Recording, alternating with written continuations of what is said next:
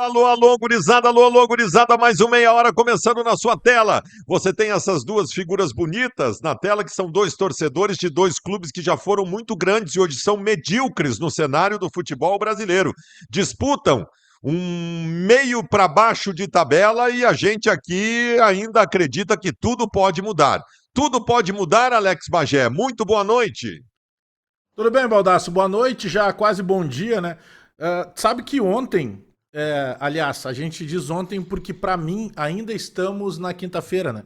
Quando na verdade já estamos na Tá sexta, né? virando Então na agora. Tá quarta-feira. virando agora. Tá virando agora. Sabe que como o jogo do Inter tinha começado às 7, o do Grêmio começava só às 8, a gente tava no pré-jogo, começou o jogo do Inter com vitória.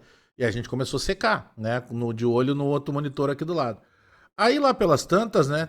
Termina o jogo do Inter, mais ou menos na hora do intervalo do Grêmio. E aí é claro que a gente colocou a tua jornada ali na hora que tu tava esbravejando. E a gente tava rindo, mas a gente tava rindo já perdendo de 1-0 pro Cruzeiro, que nós tomamos o gol aos 42 minutos do primeiro tempo. Então, depois vou torcer para que o Gui possa fechar o microfone dele lá. Se o Gui parar de comer no nosso Doritos ouvido aqui no fundo, ia É, ser jóia. pode fechar aí, Gui. Obrigado. Deixa só os nossos abertos. Aí, tu pega, por exemplo, a gente debocha e ri, eu acho que tem que ser mesmo, a flauta. Só que, cara, eu tava meio que rindo constrangido. Porque, na verdade, os dois fazem uma campanha pífia. Eu acho que, assim, o momento do Inter ele é mais delicado porque o Inter trocou de técnico há pouco tempo, né? Porque o Inter tá sofrendo uma pressão danada, o Inter tá Aí conseguindo pelo sim campo, né, Bagé? viabilizar E pelo de um campo, campo. né? Aí Tu que não, tá, tu é olha o por Grêmio, tudo. embora a diferença na tabela seja só o pênalti perdido pelo Alan Patrick no Grenal, senão estariam empatados em pontos, tu não olha pro Grêmio e vê um time rebaixado. Tu não olha pro Grêmio e vê um É time esse ponto rebaixado. que tá. Eu Pro acho que Inter, tu olha e vê um time rebaixado. tu enxerga no Grêmio, depois a gente vai falar, porque já começamos pelo Inter, tu olha pro Grêmio e tu vê uma tentativa, sabe? Tu vê dificuldade, tu vê, às vezes, inferioridade técnica em relação ao adversário. O Inter é surreal o que acontece, Baldasso. E aí, as entrevistas da direção, olha, nós já vimos de tudo, tá? Porque o presidente Barcelos, que é o que melhor fala, ele já não tem mais o que falar. O Bisol, toda vez que vai falar, ele só tem uma pauta, que é tentar achar que tá tudo certo, que a culpa é da torcida. O D'Alessandro tá meio que escondido, e é surreal tu ver essa postura do D'Alessandro, ele tá escondido. Sim, E a total. questão do Mazuco, que foi quem falou, meu Deus do céu. Trabalhar como se fosse uma ânsia de provar a realidade. Mas que isso? É umas frasezinhas. Como eles acham que eles mudaram o futebol, né? Dos anos 90 pra cá. É como se o futebol tivesse ressurgido, né? Por palavras bonitas. Ao invés de tu dizer que tu tá na zona do rebaixamento, ou brigando pra não entrar na zona do rebaixamento, tu diz que tu está no bloco baixo da tabela. Olha, Bodas, tem que ter muita paciência. Ô, Bagé, a situação do Inter é perigosa, evidentemente por tudo que a gente está vendo em campo de um time bunda mole, vagabundo, descompromissado. Mas quando a gente imagina que possamos ter uma solução para que não descambe para aquilo que parece que vai descambar, que é o rebaixamento, a gente tem que olhar para a forma que o clube está encarando o que está acontecendo, né? Mobilização. Tu pega 2016. 2016, a esta altura do campeonato, nesta mesma rodada, o Inter tinha um ponto a mais do que tem hoje. Para ter uma ideia. Estava melhor naquela época. Naquela época, não deu certo. Não deu certo. Mas o que a gente viu? O Vitório Pífero chamou uma SWAT, fez um movimento drástico, veio o maior presidente da história do clube, o presidente conclamava a torcida a todo jogo, o presidente conclamava a torcida para brigar contra o rebaixamento, né? Não deu certo. Mas se tinha noção do que estava acontecendo. Se tinha noção do que está acontecendo. O que eu tenho hoje no Internacional é uma direção que nega a realidade. E vou te dizer mais, com toda a segurança, Bagé. Isso não é discurso externo. O que o Mazuco fez ontem não é um discurso externo. Eles realmente acham que não se deve falar em rebaixamento neste momento, pela normalização do fracasso que a gestão Barcelos trouxe para o Beira-Rio, destruindo o clube e considerando qualquer coisa do nível que está acontecendo agora normal. Eles acham que a imprensa está fazendo um complô contra eles. Eles acham que o torcedor não está entendendo todas as coisas positivas que estão acontecendo lá dentro. O Internacional não vai tratar de rebaixamento enquanto não estiver na zona de rebaixamento, Bagé. É aquela história. Ontem, quando o Emiliano disse que eu não vou falar de rebaixamento porque eu não estou na zona de rebaixamento. Eu fiz até uma Isso. figura hoje no Debate Raiz, ontem no Debate Raiz, que foi a seguinte: quando tu vai te afogar, tu não vai te preocupar com afogamento quando tu tá no fundo do mar, com a água entrando no pulmão. Quando tu cair no mar, tu já vai te preocupar. O Internacional está brigando neste momento, está beirando a zona de rebaixamento com um futebol pior do que todos. E o Inter não se dá conta disso. Bagé, a situação é calamitante, a situação é dramática e muito perigosa, não só pelo que a gente está vendo dentro de campo, mas pelo que eles pensam lá no Beira-Rio. Tu sabe que eu tava, enquanto tu tava falando, eu tava lembrando de algo, outra coisa que a gente falou no Debate Raiz desta quinta-feira, que era a postura de dirigentes antigamente, né?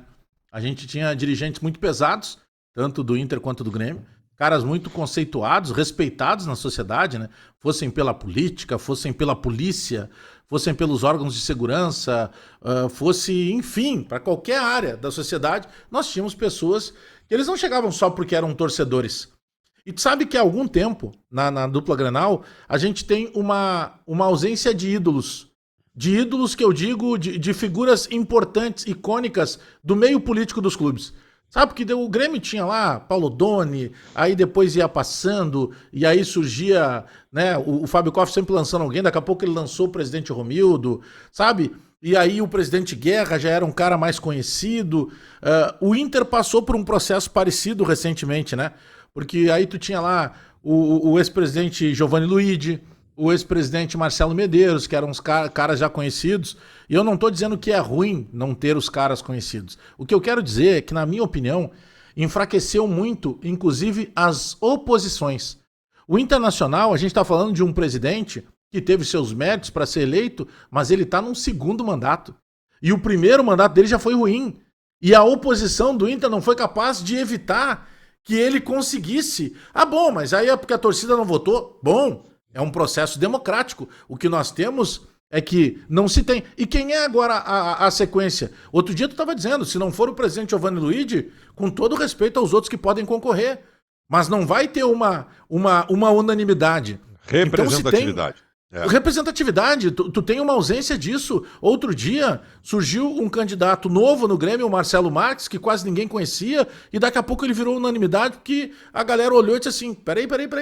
Esse cara aqui é diferente do que a gente tá acostumado aí. Sabe, tu tem uma ausência hoje de lideranças representativas na dupla. Se não convencerem o Giovanni Luigi, há possibilidade do Barcelos eleger um sucessor. Porque eles são muito mais organizados politicamente, né? Eles conseguem angariar votos, conseguem conclamar os seus para votarem. Barcelos é muito bom nisso. E se não for o Giovanni Luigi, eu temo que a gestão Barcelos eleja sucessor. Eu não duvido disso, porque a oposição do Internacional é muito fraca politicamente, inclusive. Eu não estou nem falando da representatividade, dos nomes que são fracos, né? Eu estou falando da organização política. Eles são defasados, são retrógrados. Então, a chance de tirar o grupo do Barcelos do poder é o Giovanni Luigi aceitar. Senão, eu temo que o Barcelos, mesmo fazendo a gestão que está fazendo, destruindo o clube, continue lá. Mas é muito sério, porque a gente tá pegando, tu chama de quadrado mágico, né? Ali, se tu pegar Barcelos, Bisol, D'Alessandro e Mazuco. E a gente conseguiu agora lembrar de pelo menos uma, ou quem sabe duas entrevistas dos quatro, de cada um deles, que não condiz com a realidade. É como se simplesmente eles estivessem vivendo um momento completamente oposto. Eu tava vendo hoje, acho que foi o Jeremias que tinha colocado lá, o Jeremias Werneck, algo sobre a comissão técnica já correu um Eu vi, risco. eu Tu vi. acha que pode correr o risco? Porque eu acho assim, ó, eu penso que eles podem daqui a pouco não quererem serem os responsáveis pelo rebaixamento ou para a situação ficar pior. E se eles sentirem daqui a pouco tomar uma pancada do Bahia, eu acho que eles largariam. Tu acha que Pois é. pode ter? Porque eu não vejo o risco da direção demitir eles. A informação do Jeremias Werneck é que há possibilidade da saída dependendo do que acontecer no final de semana. Tu sabe uma coisa que eu temo em relação à família Dias, neste momento? Eu não tenho condição de fazer um conceito definitivo do trabalho deles. Eu até posso dizer que não está funcionando, mas definitivamente dizer que é ruim, que é bom, eu não teria essa condição. O que eu temo, Bagé, é que eles não tenham conseguido se conectar. se conectar ao processo, estar dentro de um processo. Eu tenho medo que eles não estejam sendo ouvidos. Eu tenho medo que eles não estejam sendo entendidos. Eu tenho medo que eles não estejam entendendo, que eles não estejam conseguindo implementar um trabalho pela sua didática, pela forma. Eu tenho medo que eles ainda não tenham se conectado ao internacional. E daqui a pouco eles mesmos possam chegar à conclusão de que não rolou, nós não vamos conseguir nada aqui e vamos embora. Eu não duvido. Eu não duvido. O Meneghetti acha que não chega ao final do Campeonato Brasileiro, a família Dias. Né? Não sei, eu não duvido. Não duvido mesmo, Bagé.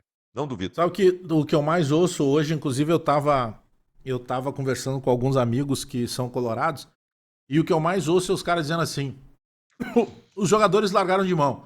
Os jogadores estão fazendo corpo mole. Eu não sei se estão fazendo corpo mole, a gente não tem como afirmar isso. O que eu sinto é que não tem comando, sabe? É como se... e eu acho até, em cima disso que eu tô falando, quando o boleiro, ele pode até não consumir, tá? Ele pode daqui a pouco não ser o cara que se debruça lá pra saber o que tá acontecendo, o que estão falando dele. Tem alguns que têm dão importância maior a isso, tem outros que pedem pros assessores cuidarem disso, mas o boleiro sempre fica sabendo o que tá acontecendo. E eu acho que o boleiro, de maneira geral, dentro do vestiário do Inter, eu não vejo... Eu vejo, inclusive, o D'Alessandro hoje sendo um cara que não agrega mais. Eu acho que se levou o D'Alessandro para dentro do ambiente do Inter para que ele fosse esse algodão entre os cristais. O cara entra no vestiário, ele não precisa dizer, ó, prazer, eu sou o D'Alessandro. Não, o cara vai dizer assim, ô, Dali, fazia tempo que eu não te via. Ele sabe quem é o D'Alessandro. E outra, ele nunca vai contestar o que o D'Alessandro diz, porque o D'Alessandro foi vitorioso como jogador dentro daquele vestiário. Mas as últimas aparições do D'Alessandro, elas não servem para proteger e blindar o grupo. Sabe por que o Renato tinha tanta moral com os jogadores, até de forma exagerada? Os jogadores em 21 lá não gostaram da saída do Renato e eles, aí sim, eles meio que não se dedicavam o suficiente para os outros treinadores. Porque o Renato sempre foi o cara de proteger eles. Inclusive quando o Renato ia lá e dizia assim, ó, hoje eu vou bater em vocês lá. Só que ele falava lá dentro do vestiário antes de acontecer. Ele nunca foi o cara de ter uma postura na frente do vestiário e outra lá na frente da imprensa. E a cada dia que passa, sempre chega alguma coisa referente a um desconforto entre o D'Alessandro e os caras do vestiário que eram para ser os comandados dele. Bagé, o Grêmio chegou ao seu limite. O Grêmio é um time medíocre que, se não tiver o Arthur, vira, além de medíocre, ruim. Eu acho que o Grêmio sem. Eu acho que medíocre talvez seja a boa definição, porque a galera não entende. Medíocre é um mediano, né? É. Eu não acho que o Grêmio seja um time ruim.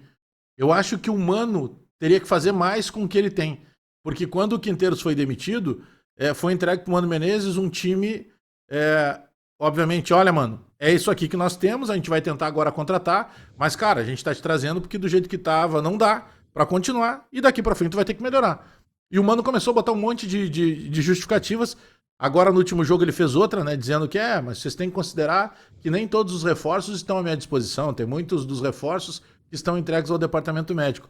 O Mano não pratica aquilo que ele mesmo prega. O Mano veio pro Grêmio como um grande defensivista. O Grêmio toma gol praticamente todos os jogos. O Mano faz escolhas erradas. Tem um jogador que foi contratado, e quando ele foi contratado, eu achei que ele era uma boa contratação, porque ele tinha feito uma boa temporada no ano passado com a camisa do Juventude, que é o João Lucas, lateral direito.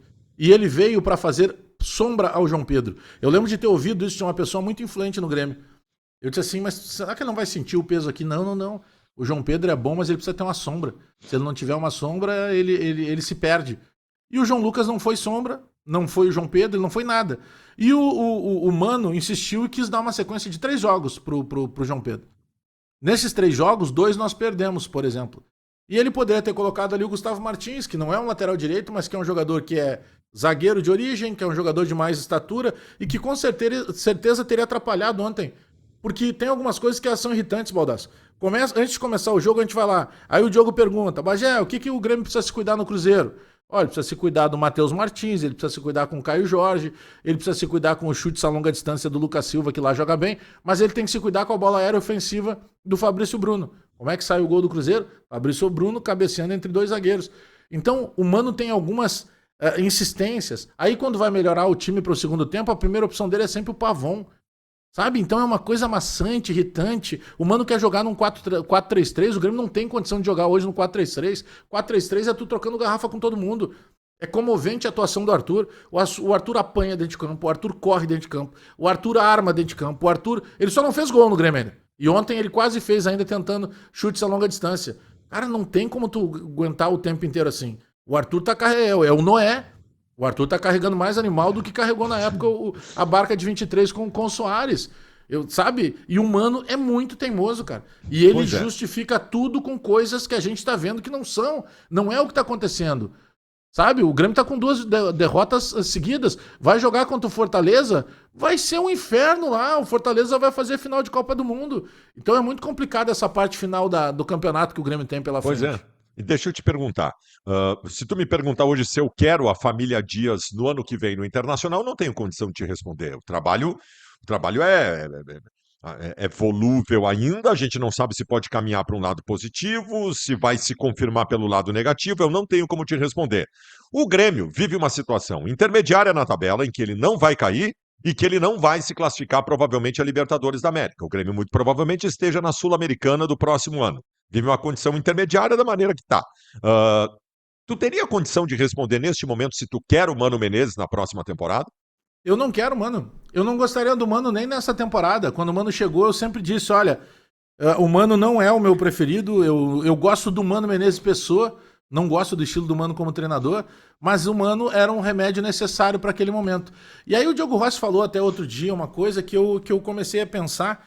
E eu começo a dar razão para ele. Que tem muito a ver, de novo, com direção de futebol.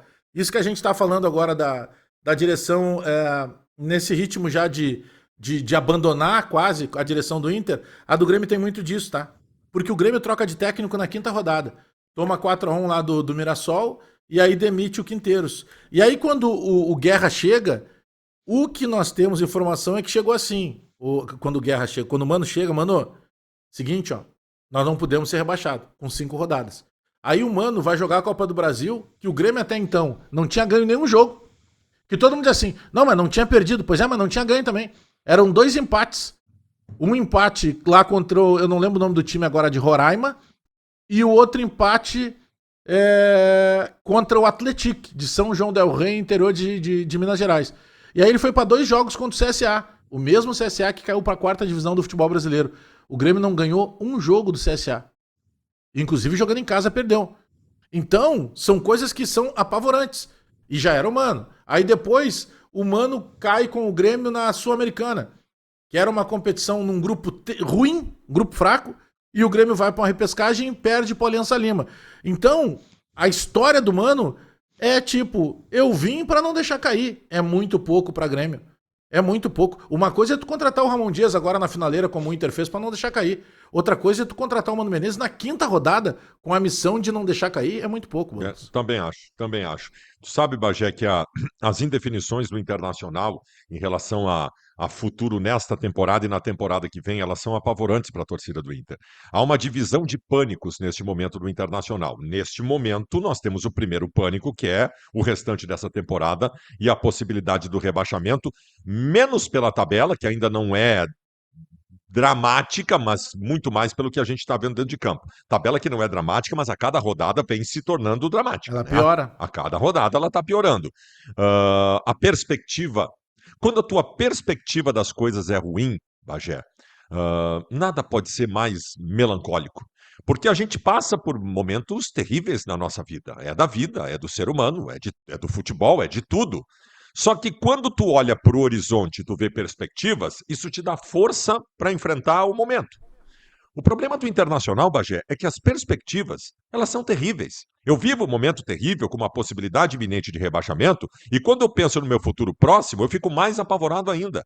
Mesmo que o Inter não esteja na segunda divisão no ano que vem, e se estiver, não vai subir, já te aviso agora com essa gestão, se estiver na segunda divisão no ano que vem, não vai subir, a perspectiva do Inter, ela é terrível.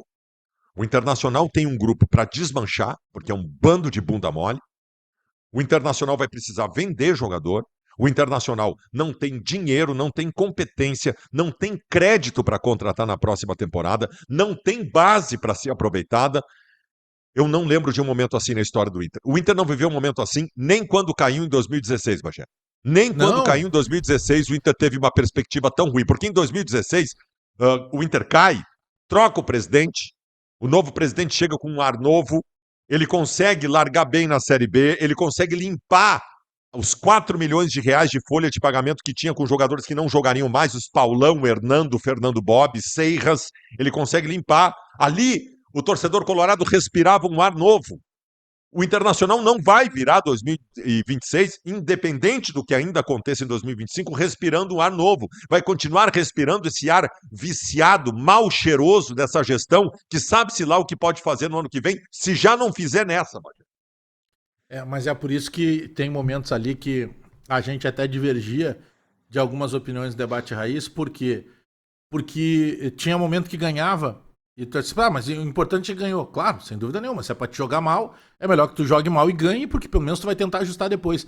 Mas tinha alguns sinais, Baldasso, tu gosta de usar o termo sinais, e tinha muitos sinais dessa dificuldade. Eu lembro mais recentemente do jogo contra o Sport. O jogo contra o Sport é um placar de 2-0 pro Inter totalmente enganoso.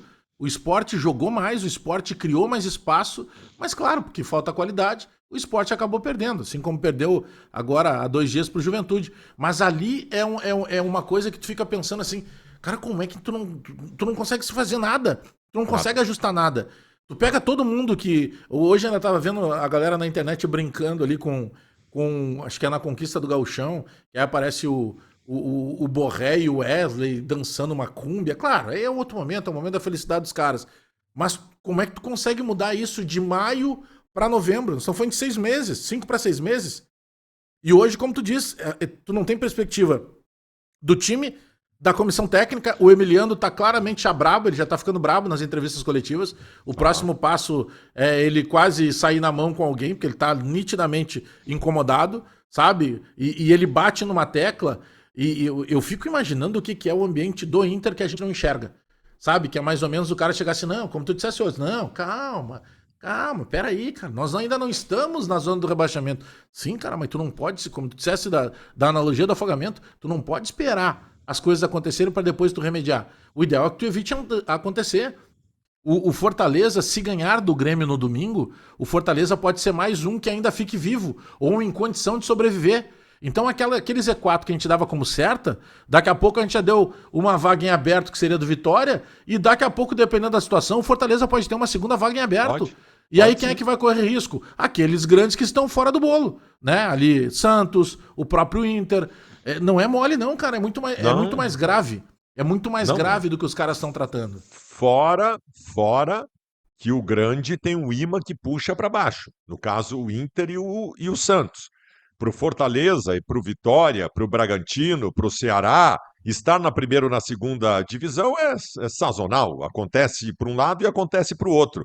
Então eu estou apavorado. E Bagé, tu fez uma frase ali que eu quero repetir. O Inter não tem nada. Não tem nada. Tu olha para o campo, não tem nada. Não tem vontade, não tem organização, não tem jogada, não tem qualidade, não tem nada.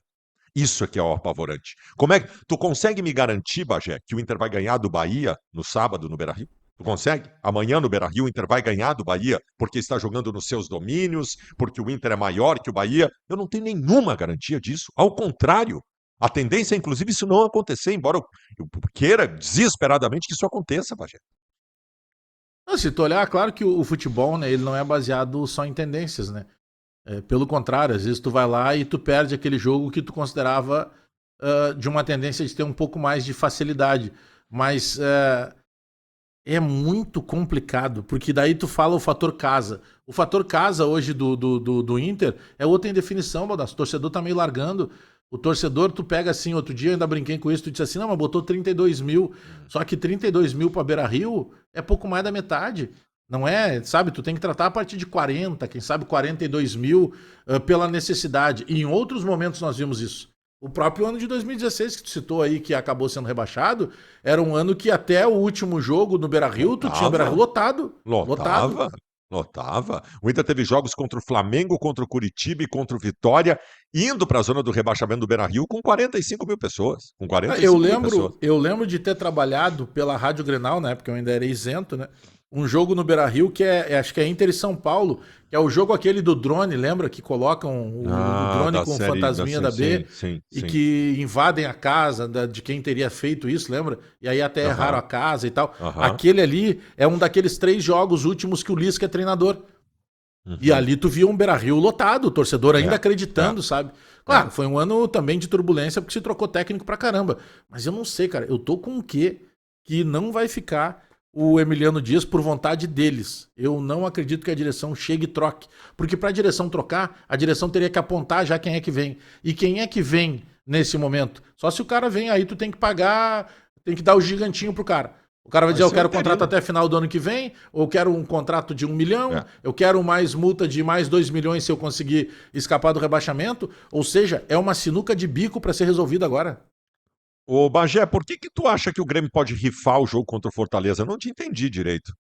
Não, porque eu tenho notado no Mano, o rifar, quando eu digo, não é entregar, né? O que eu digo do rifar, o termo que a gente usa é que daqui a pouco tu olha pra tabela e tu vê assim, poxa, eu já tô com uma complicação aqui, eu preciso preservar alguns jogadores. Qual é o jogo que eu vou preservar? Eu acho que vai acontecer com o Fortaleza. Eu acho que o Arthur pode ser preservado, porque o Arthur tá sendo o cara da intensidade, o Arthur tá sendo o cara que apanha o tempo inteiro, ele tá sendo muito visado, os caras não conseguem tirar a bola dele, acabam batendo, ele se desgasta demais. Ontem, ao final da partida, ele vai dar uma entrevista e até ele tem uma frase forte ali sobre a questão de risco de rebaixamento, né? Trabalhando com muita seriedade isso, e tu vê que ele tá exausto, ele tá acabado. Tu pega. O Mano foi ontem perguntado, quase confirmou a volta do Cuejar. Ele vai, eu acho que ele vai fazer isso. Acho que ele vai ter um time que ele vai tentar botar dos cascudos os que ele gosta aqui na arena e nos jogos fora, eventualmente, ele vai dar uma rifada. Eu acho que o jogo do Fortaleza vai ser esse. Acho que ele não pode, porque seria uma terceira derrota seguida. Acho que, até pelo desespero do Fortaleza, o Fortaleza não vai jogar para empatar em casa. O Fortaleza vai jogar em cima, ele vai dar espaço. Acho que seria o jogo até para o Grêmio usar uma estratégia para tentar fazer um gol no Fortaleza e por que não voltar de lá com uma vitória. Mas eu tô com um palpite de que ele vai fazer alguma preservação. E tem mais, né? O Grêmio tá jogando com alguns jogadores como o Thiago Volpe, com 2 amarelos. O Volpe não pode tomar o terceiro, porque não tem o Grando no banco. Se tomar o terceiro, quem vai jogar é o Jorge, que veio do Pelotas, que foi rebaixado e que foi dos goleiros que teve, se não a mais, uma das defesas mais vazadas. Então o Grêmio pode arrumar um outro complicador ainda. Se tem algum tipo de lesão, bater na madeira, ou um terceiro cartão do Volpe, o Grêmio se complica até com o goleiro na parte final do campeonato. O Inter amanhã contra o Bahia, em princípio, não tem grandes movimentos de mudança, a não ser que o Ramon Dias e o Emiliano resolvam fazer uma cirurgia, que eu não seria contra. Eu acho que tem jogadores no time do Internacional que, pelo envolvimento, pelo que tem feito, deveriam sair do time. E tu sabe que eu talvez esteja falando até de um figurão. Talvez eu esteja falando até de um figurão. Eu não vejo mais nada que justifique o Alan Patrick no time. Porque aquela coisa do este não pode sair, este pode decidir a qualquer momento. Ah, cara, eu cansei disso, Bagé. Eu cansei. O Alan Patrick é espelho para os outros jogadores, porque ele é capitão e ele é líder. E eu digo com toda a segurança para ti, hoje o Alan Patrick é uma laranja podre no grupo do É. Internacional. Ele está infestando o grupo do Inter com aquela falta de vontade, aquela falta de comprometimento que ele está apresentando desde que terminou o Campeonato Gaúcho. Eu faria alguma coisa, faria alguma cirurgia, faria alguma modificação drástica, não sei. Eu pensaria em alguma coisa diferente. Agora tem uma situação em tudo isso que se ficar o bicho pega, se correr o bicho pega, se ficar o bicho come. Agora vai ter que criar uma situação e botar para executar o Baldaço, porque não tem mais como ficar hesitando. Se o Inter achar que tem que tirar o Alan Patrick, tira o Alan Patrick. Porque agora se hesitar, eu acho que só piora. Olha, eu já vi ambiente bagunçado, inclusive no Grêmio. Mas o que tá acontecendo com o Inter dentro e fora do campo, o entorno, sabe? São coisas surreais. 21 do Grêmio era meio isso, sabe? Porque a gente sempre diz, mas o time não é tão ruim pra cair. Mas não tem dos times grandes que tenham caído com time ruim. Hoje, quando Não, tu fala o time ruim, é o time que não consegue jogar. O time não é exato, ruim. Se tu olhar, o time não é exato. ruim. O Bernabé não foi um dos melhores laterais na temporada passada. O Alan Patrick não estava sendo meia que desequilibrava. Pô, tu tinha vários Vitão, jogadores ali. claro, Vitão não claro. falhava tanto quanto falha. Agora, convenhamos, né? A realidade é essa. Os grandes que caem, eles caem com time bons. Se tu pegar todos eles que caíram, todos os grandes, eles caíram com times bons. Eles depois deixam o time ruim na Série B, porque na Série B ninguém quer jogar. Aí tu tem que emprestar o teu salário mais alto, aí tu tem que buscar o cara de salário mais baixo, porque o grande jogador dificilmente quer jogar uma Série B. Agora, o time que cai, ele nunca é ruim. É sempre time bom que cai. Que horas é a tua jornada? O Grêmio joga domingo? O Grêmio joga no domingo 8h30, mas aí no sábado, ou seja, amanhã, porque a gente já tá na sexta, tem a chegada do Grêmio em Fortaleza e tem a eleição do presidente do Grêmio. Então eu vou fazer uma cobertura a partir das 4 da tarde, porque às 5 termina o período de eleição, aí até umas 6, 6h30 deve ter o novo presidente, e é o horário que o Grêmio vai estar chegando em Fortaleza. Então eu faço tudo isso a partir das 4. E a tua Opa! jornada é sábado, né? A minha jornada é sábado, jogo às 7 da noite, abre às 4. Amanhã tem Internacional em campo. Seja Deus louvado, nosso Senhor. Beijo, Bagé. Tchau.